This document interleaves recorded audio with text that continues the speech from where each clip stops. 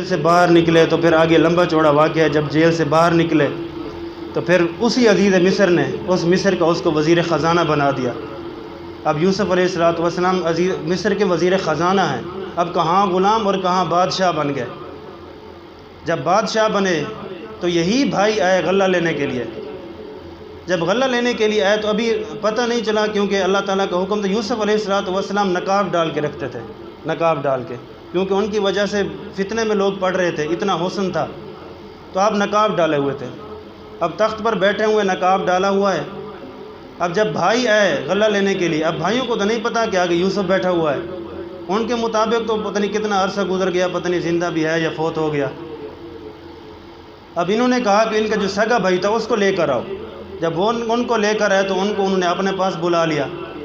تو حضرت یعقوب علیہ السلام سے بھی پھر جب ملاقات ہوئی، میں بڑا مختصر بتا رہا ہوں، جب ملاقات ہوئی 40 سال حضرت یعقوب علیہ السلام روتے رہے حضرت یوسف علیہ السلام کے غم میں، کیونکہ جب یہ کرتا لے کر گئے نا، وَجَاءُوا عَلَىٰ قَمِيصِهِ بِدَمٍ كَذِبٍ قَالَ بَلْ سَوَّلَتْ لَكُمْ أَنفُسُكُمْ أَمْرًا فَصَبْرٌ جَمِيلٌ۔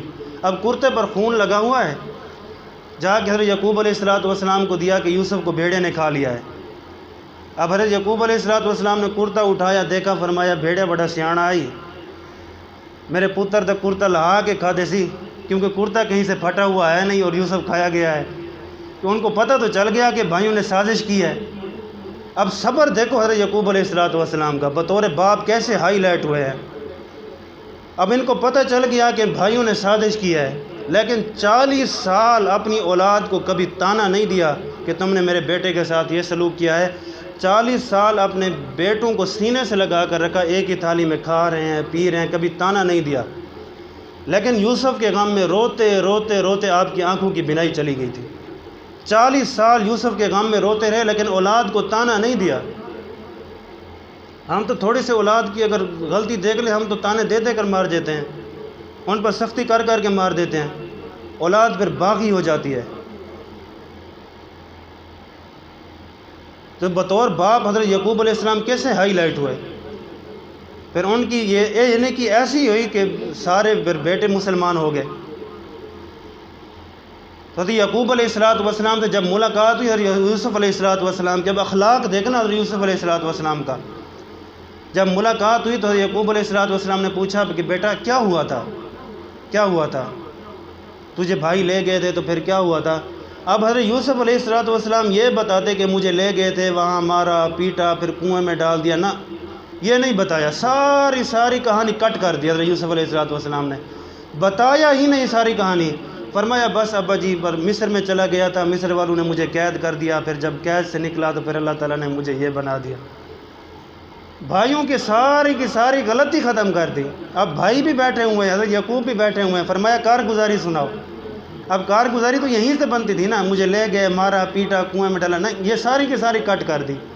اب اگر ساری کی ساری بتا دے تو اب کتنی چھریاں چلتی ان کے بھائیوں پر، ان کے بھائی کے دل پر کیسی گزرتی۔ بھائی بھی بیٹھے ہوئے ہیں، باپ بھی بیٹھے ہوئے ہیں، کیسے بے نقاب ہوتے، لیکن نہیں، فرمایا بس میں مصر گیا تو مصر والوں نے مجھے قید کر دیا، پھر مجھے اللہ تعالیٰ نے وہاں سے رہائی عطا کر دی، پھر اللہ کا نبی بنا دیا، اب یہاں سے سنا دیا۔ اس لیے یہ اخلاق چیک کرو کیسے اخلاق ہیں، تو اس لیے ہر وقت کوشش کریں ہمارے اخلاق۔ یہ اللہ تعالیٰ نے حضرت یوسف علیہ السلام کو اتنا حسن دیا، اب یہ حسن کل قیامت کے دن ہر جنتی کے پاس حسن یوسف ہوگا، ہر جنتی کے پاس۔ اللہ تعالیٰ نے دیکھو کیسی خوشخبری سنا دی ہے، جو بھی جنت میں جائے گا جیسا حسن حضرت یوسف علیہ السلام کا نا، ہر آدمی کا حسن حضرت یوسف علیہ السلام کی طرح ہوگا۔ اور عورتوں میں سب سے زیادہ حسین اماں حوا ہیں، عورتوں میں سب سے زیادہ حسین اماں حوا ہیں، اور اماں حوا کا قد 130 فٹ، 130 فٹ دی اماں جان، 130 فٹ کے ابا جان، اور جنت میں ہر آدمی کا قد 130 فٹ ہوگا۔ ہر آدمی کا حسن حضرت یوسف علیہ السلام اور ہر آدمی کا قد حضرت آدم علیہ السلام کی طرح۔ تو اس لیے اللہ تعالیٰ نے اللہ تعالیٰ نے ہمیں نعمتیں دینی ہے، اللہ تعالیٰ سب کو جنت عطا فرمائے، اس لیے سارے حضرات کوشش کیا کریں، اس لیے یہ ان فتنوں سے بچیں۔ عام طور پر ہم تو نہیں بچ سکتے، ہم تو باہر جاتے ہیں تو پھر دیکھتے ہی رہتے ہیں عورتوں کی طرف، اس لیے اپنی نظروں کی حفاظت کریں، اپنی نظروں کی۔